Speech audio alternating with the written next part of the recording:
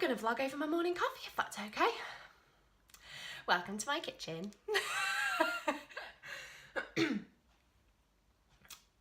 My original idea for this, I had at 12:30 in the morning, quite a few days ago. I was going to vlog about it. I tried to. It didn't go very well. So yesterday I blogged about it, and I wrote an entire blog about it actually, and I called it A Decade with the Gremlins. But we're back to vlogging, so here goes. So A Decade with the Gremlins. It's all to do with anxiety and panic. And I don't want you to think me flippant when I call them the Gremlins. For me, it's just been a really good way of coping, to give them an identity. By giving them an identity, I can tell them to their face that they're not welcome, and they're definitely not. There's been a lot of talk this week on social media about mental health with the hashtag Time to Talk campaign. And that's brilliant, and I do think it's time to talk, but it's time to talk in the general sense. It's the way I choose to look at the hashtag. It's time to talk about mental health as a population. It's time to take away the stigma of mental health as a population. But if you're living with a mental health condition right now, it may not be the time to talk for you right now. But I'm only here because I think that it may well be mine, and if you're watching this, it's because I decided that it is the right and the safe thing for me to do right now. There have probably been 3 notable occasions where I have lived my life with anxiety. The first time was when I was 16.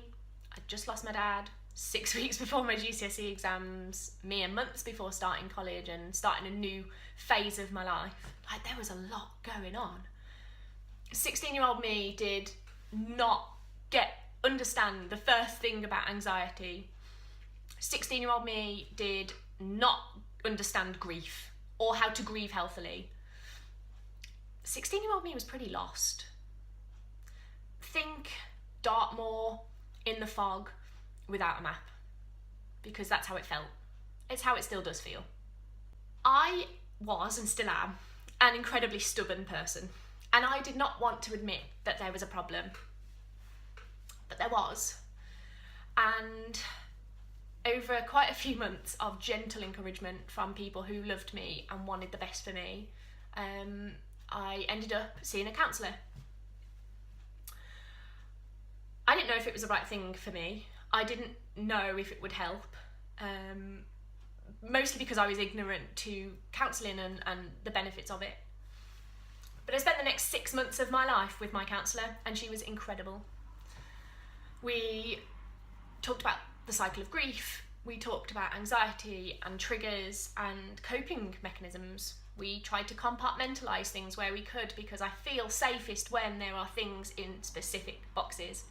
I like black and white. I don't do well with grey. The counselling really helped, but it didn't take the anxiety away. But what it did do was help me to cope better with it when it did arise. That particular episode lasted 2 years. All of my college years until I started at university. The Gremlins finally packed their bags, and I thought, yes, I've beaten it. Until I was 21, and I was on the train home from university. I was at Smethwick Galton Bridge, and I remember saying out loud, "Oh no," before literally having the biggest panic attack of my life. And I've had a few, but that was hands down the worst one. Probably still is the worst one I've ever had. I got back to Stourbridge Junction, and you know, like in films where a child gets lost and the camera is focused on them but is spinning around and the background's blurred but the child is still absolutely in focus. That's what standing on that platform was like. Life was going by in a blur, and I didn't know what to do. I didn't know why I was having this huge, massive panic attack in public. I don't know how, but managed to phone a family friend who came and got me. And then I spent the next 4 hours sobbing my eyes out for absolutely no reason. Previous experience had taught me that there are triggers for anxiety, and this is how we can prevent them happening, but if they do happen, this is how we cope with them. But here I am at 21 on my sofa at home, not having the foggiest clue why I was having this utter meltdown. And once again, I felt very lost because I didn't know how to make it go away for the first time. And that's when I learnt that anxiety can be a really tricky beast, because there is not always a reason why. Sometimes it just happens. I talk about this particular instance because it's how I feel right now. It's been 6 months since the Gremlins came back to town. I'm pretty tired. I'm exhausted, actually. Initially, there was not a reason for my anxiety to have returned. I'm not even fully sure that there is a pinpointable reason,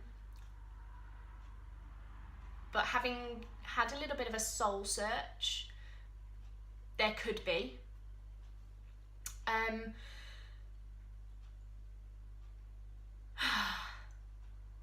So, my next placement is on a neurosurgery ward, and I'm really looking forward to it now.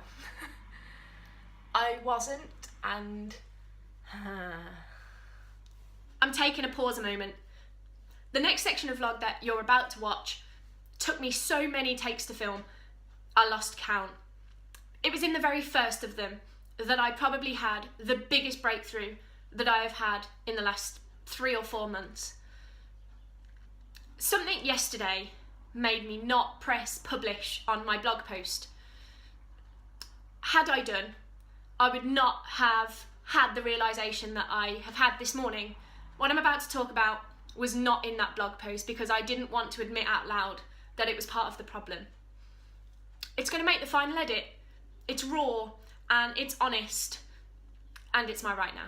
This one thing petrifies me. It makes me feel really vulnerable. I don't like feeling vulnerable. I like to think that I am strong and independent. Sometimes you can't do it all on your own, and sometimes you have to admit when some things are an issue. I didn't expect to have a breakthrough today, but I got one, and it's scary and it's made me very emotional, but it's probably the best thing that's happened since the Gremlins came back to town, in possibly the strangest way possible. So, we got our placements in November. I blogged a little bit about it. And my friends and Twitter got really excited, and I didn't. I cried a lot. I'm going to neurosurgery in March. Now, if my research has served me well, part of my ward is going to deal with epilepsy and investigative medicine to understand epilepsy and to understand seizures. Epilepsy is what killed my dad. And in a few weeks, I am potentially going to be faced with everything I've spent the last 10 years choosing to forget. And that's my breakthrough. I'm scared because I'm scared of dragging up the past. And I'm scared because I thought I was done having to deal with epilepsy. My initial response to it all was to phone the university and request a change of placement. I wanted to do that straight away. I didn't, and I'm thankful that I didn't. I know that practically I have the nursing skills and the nursing ability to be able to care for my patients. Emotionally, I am not ready, but I want to be. And it's only off the back of today that I think I'm ready to take the next steps now.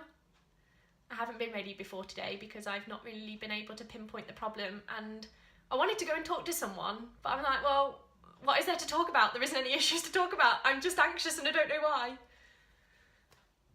But I think that's why the Gremlins are still here, because I'm sitting on it, pretending that it's not a problem when it really is. There has been an email sitting in my inbox for probably the last 2 weeks now from a counsellor.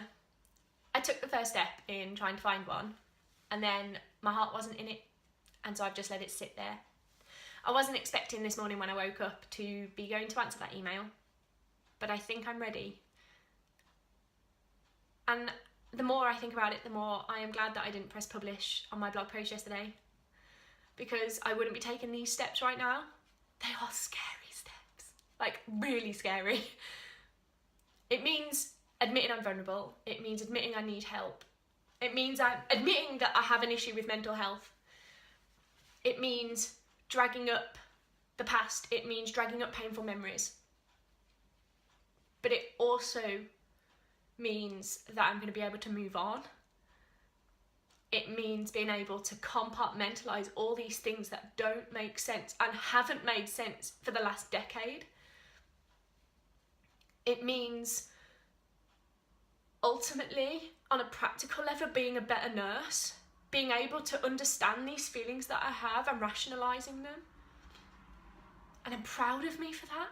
I know that counselling has and can work for me, but it's not the only thing that I try to do when anxiety rears its ugly head. I'm not here to give advice. I'm here to share what works for me. And maybe if you ever find yourself in a similar situation, that there are things that you can maybe try, but what you need to appreciate is that everyone's journey is different, and the things that we find to cope with that journey are all very, very different. And so what works for me might not work for you. I exercise. I've always exercised as a means of release when I have my bouts of anxiety. It's really helpful. It really helps to clear my head. I used to do that with running, and I used to run almost every day. I can't do that now in my old age. So I swim instead, and when my knee allows me, I go to the gym.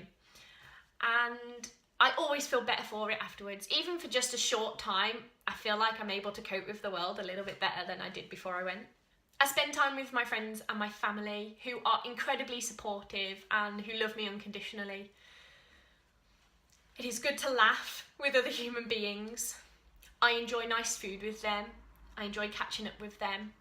But I enjoy most of all just being able to be with them and not feel pressured into having to say anything or contribute, but that it's just enough that I'm there. And just being around a group of people who are non-judgmental is some of the best help that I can have. I'm a faith-centred person, and I'm not shy about that. I find immense solace and immense comfort in my church environment, in praying and in worshipping. Being a Christian does not take my anxiety away, but it does help me cope with it in a way that I wouldn't be able to cope with it if I didn't have it. And I blog. I write things down. I blog because I am passionate about my nursing journey, and I hope you get that. But I also blog because it's incredible therapy. Writing things down really, really helps. And there are probably about 4 or 5 posts in my draft box on WordPress that I just haven't published. I don't need to publish them because writing it down was enough. I suppose to the same end, that's what vlogging does, albeit a little more profoundly today. I did not expect to wake up this morning, genuinely, and have a breakthrough literally right on camera. But I'm really glad that it happened. And so my vlog has not taken the tack that I wanted it to take when I first started recording at 10 o'clock this morning. But for the first time in literally months, I do not feel like I'm stuck in the fog on Dartmoor anymore. I feel like I've just found out where I am on the map. And I feel like I'm able to make a tentative route forward. The journey isn't over yet, it's probably just beginning. But I feel ready to tackle it, and I feel ready to take the next steps. And before today, I wasn't.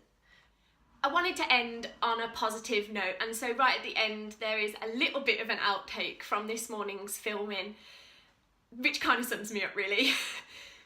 But I also wanted to say a massive big fat thank you. Thank you for watching. Thank you for bearing with me and sticking with me. And just thanks for being part of my journey at all, because every one of you who watches and who reads is part of that journey. The biggest big fat thank you has to go to my friends and family.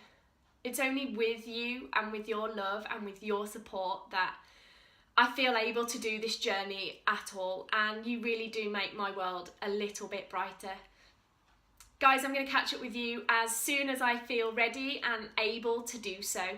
I have got some vlogs in the pipeline, but I'm only going to be posting them when I feel ready, because right now I've got to look after me.